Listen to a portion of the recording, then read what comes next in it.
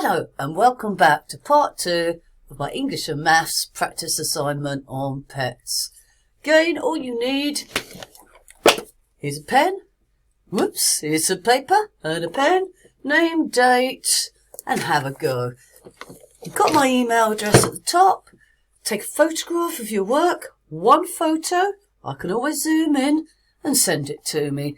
Really looking forward to seeing your work. No excuses. No computer needed, no laptop, I guess that's the same thing. Oh, that's a synonym, isn't it? Computer, laptop. Can you think of one beginning with a T? Tablet, yeah, all similar. Right, gonna have a little look at graphs. Got a few on the screen. Bar chart, everybody can understand a bar chart. I could say to you, which one's the most popular? You quickly tell me yellow. Which one is the least popular? The most unpopular? You can quickly tell me with the blue. The other thing is I've got a very nice pie chart here. Pie chart, again, pretty easy to understand, but which bit's bigger? My grey or my grey? My grey is bigger. I'd say that's good for 1, 2, 3, 4, 5 different pieces of data or information.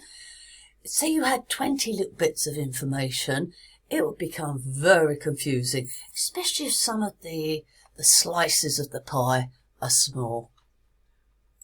It's got a lovely line graph up there. Nice when you have one piece of information, maybe how somebody's weight changes or fluctuates.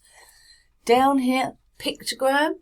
Pictograms are nice. They're quite a fun way of presenting information. But be careful. Often, they get their little shapes don't just represent or stand for one thing. If you look at the top here, this is called my key, yeah, because it unlocks the information. And it says there, it's got a yellow circle, it represents 2 people. Okay, so how many have I got for the red? So a whole circle is 2. So I've got 2 whole circles. That would be 4. And then I've got half a circle? What could half a circle mean? What's half of 2? What's half of 2? 1. So 4 plus 1 equals 5. Red stands for 5. What does blue stand for? 1. And the next one I've got is the tally chart. Now, a tally chart is very good if you want to quickly jot down information. I'm going to pretend that I'm counting buses. So I've got my 68, my 176, that used to get me home to Dulwich, and then the 35. That's what I used to get to Brixton. So I'm standing there and I quickly want to jot down. I see a 68. That represents a 68. I see another one. And then I see a 35. Quickly I'm recording them.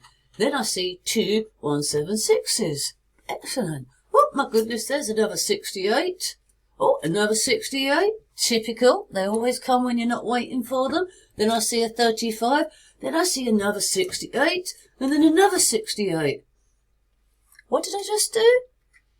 That's what I like about tallies. When you do 4 lines and then you do 1 across, and this represents 5. Oh, there's a couple more buses. There's a 176, a 35, another 68, and another 68, and a 176. See how quickly I can jot them down. Imagine if you wanted to maybe record the types of sandwiches people have, or whether people wear, what people are wearing, what colour's popular. Really easy to quickly do it. Another way I see people quickly counting people is with a counter. Have you ever seen me they use those? Click, click, click, click, click. Usually used for fire safety. If you want to limit how many people you've got in the building. That's a tally chart. I see that come up a lot in exams. Next one I've got is the frequency chart. Pretty simple, pretty clear. Which one's my most popular? Look for the biggest number. Look to the label. Rugby. I'm going to ask you an honest question. Which one of those graphs is the most interesting? To me, I would say the bar chart or the pie chart. Whenever I'm presenting information, I usually want people to look at it. So if I do it as a nice, simple bar chart, everybody can understand it. Nobody is exempt from it. When you start doing things in line graphs, etc., maybe even your pictographs, sometimes those can be quite simple. Sometimes people just switch off, especially if your line graph has several different lines, etc., or people do not know how to read a scale. That's what this is called, a scale. 4, 8, 12, that's going up in 4s. I can't quite see the one on the bar chart, but I'm sure it's a regular or linear scale. Maybe 10, 20, 30, 40. Maybe it's going up in 50s. You know, have a little look. I nearly forgot my bad graph. I don't like that graph, you know. I don't know what it's about. It's got bad graph. What is this about? All my other ones have got a nice, beautiful title that tells me exactly what it's about. This one's favourite sport. This one is favourite colours. This one is favourite day of the week. Title is like a hook. It hooks a person in and they can decide, is it of interest or is it not of interest? With this bad graph, it's very difficult for me to see what is the most popular and what is the least popular. It's a really bad scale. You've got a 25 there. Do you know what? I'm going to see if nothing hits 25. So that's much too high there. What about if I did it as 5, 10, 15, 20? My scale would be a lot more, my line would be a lot more exciting and easier to understand. Scale is important. When I look at this bar chart, it looks interesting. I like it. Visually, this is going to draw people in. It's got my favourite things, which is multiplayer games. This is a Warzone house. Love it. But it doesn't have a title. What exactly is this graph about? Also, I've got the scale at the top. 0, can't see behind there. What does this mean? Does that stand for 100,000 players? Does it stand for 100,000 hours of online gaming? I don't know. I bet one of your favourites is along there. Oh, it's got GTA.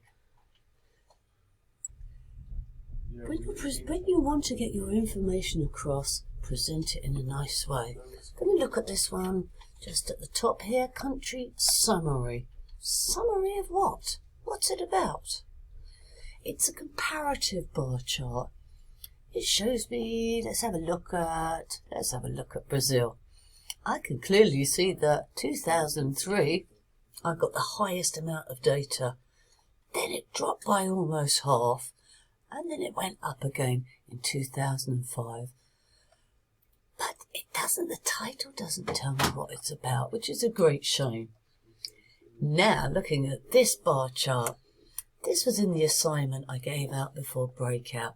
It's got a lovely title. Can you see the mistake in the title? Should have had a capital S there. It's a title. My axes are labelled. Right. So 0, 10 stands for number of pets. That's nice and clear. And then I've got my columns. Nicely identified. Dog, cat, bird and fish.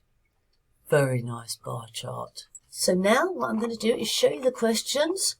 Pause when you hear that sound. Good luck.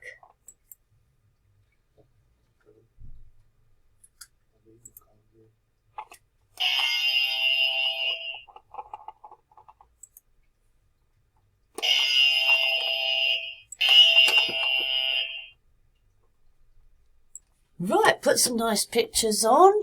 Top left, the robin. I like the robin. He follows me around when I'm in the garden. Then I've got my little tiny blue tit.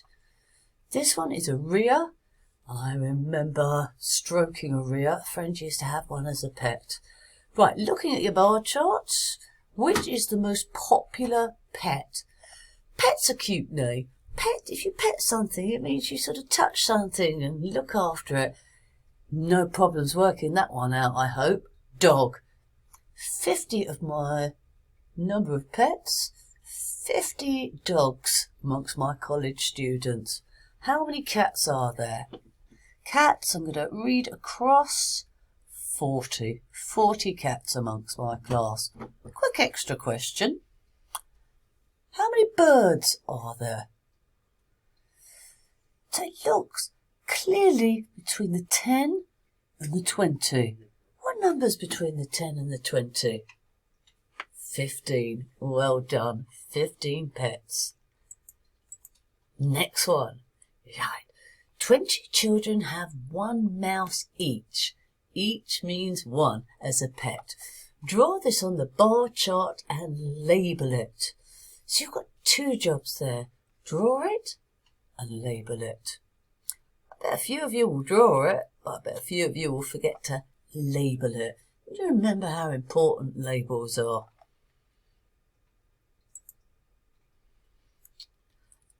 That took me ages to do. So I've put my little mouse one on there.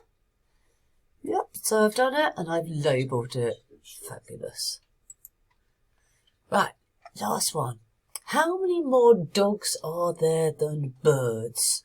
More dogs than birds. Right. So what I want to do is get my big amount, which is my dogs, and then remove my smaller amount, which is my birds. So dogs is 50. 50. And what I want to do is remove or take away my birds. I think we decided that was 15.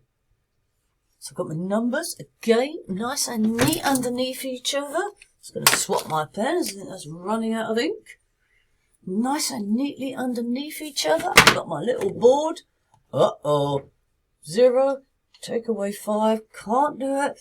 I've got to borrow from the next column. So 5, take away the 1 is going to give me 4. Hope you can see that. Let me just do that a bit bigger. 4. And this is going to go across, so that becomes 10. 10 take away 5 is 5. Well done. And then I've got my 4. Take away 1 gives me 3. 35. I'm going to put animals more.